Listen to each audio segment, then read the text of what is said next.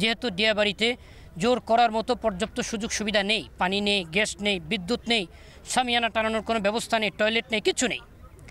তো সেই বিষয়টাকে সামনে নিয়ে আমাদের সাথীরা সম্পূর্ণ শান্তিপূর্ণ উপায়ে রাত ৩টা সাড়ে ৩টার দিকে সারা দেশের বিভিন্ন জায়গা থেকে এসে সুইচ গেট থেকে কামারপাড়া পর্যন্ত যে রাস্তা, এখানে যে উড়াল সেতু নির্মাণ হচ্ছে তার নিচে বিছানা করে শোয়ার জন্য প্রস্তুতি নিচ্ছিলেন।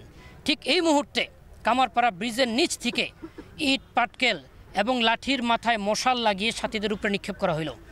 তখন সাথীরা হঠাৎ করে বুঝতে পারেনি, যখন বুঝতে পারছে যে তারা আক্রমণ হতে যাচ্ছে, তখন সকলে তাকবীর দিল। যারা আক্রমণ করতে আসছিল তাদেরকে একটা ধাওয়া দিল।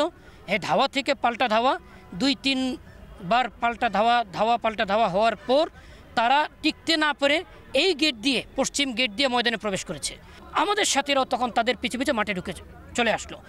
ওই ধারাবাহিকতায় এক ধাক্কায় আমাদের সাথীরা মাঠে ঢুকা শুরু করলো। মাঠে আমরা ফজরের নামাজ পড়েছি। তারপরে আর্মিরা এসেছে, প্রশাসনের অন্যান্য গুরুত্বপূর্ণ ব্যক্তিরা এসেছে, তারা চতুর্দিকে আমাদের নিরাপত্তা নিশ্চিত করেছে। তো এখন আলহামদুলিল্লাহ আমরা মাঠে অবস্থান করছি, যেখানে প্রায় ৪০-৫০ হাজার মানুষের মধ্যে একটা ধাওয়া পাল্টা ধাওয়া হয়েছে, সংঘর্ষ হয়েছে।